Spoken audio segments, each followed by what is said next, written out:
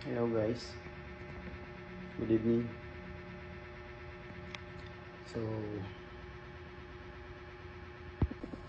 ano na tayo, mag-send na tayo ng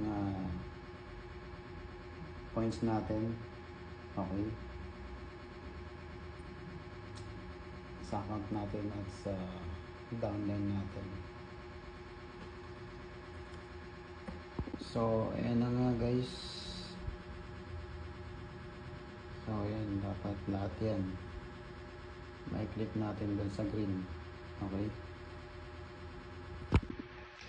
so ang concern ko lang, no,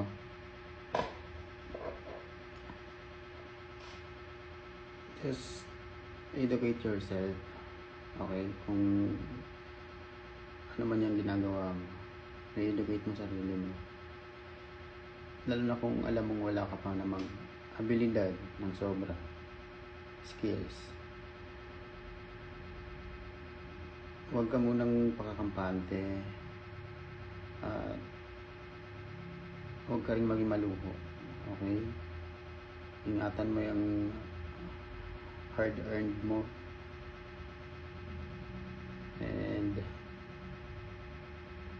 hanap ka ng side hustle. Okay, hanap ka ng magkakabalaan kung saan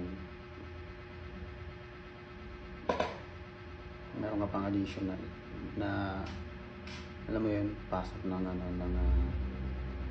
currency mo.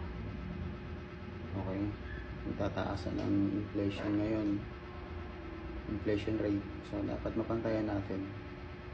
Kung di natin mapantayan yun, di ba, kahit may natatabi tayo, pabawas ng pabawas yan.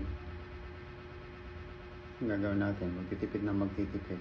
Paano nga kung hindi ka na nagbabudget, hindi ka pa nagtitipid, tapos hindi ka ba natatakot mangutang? Nangyari talaga.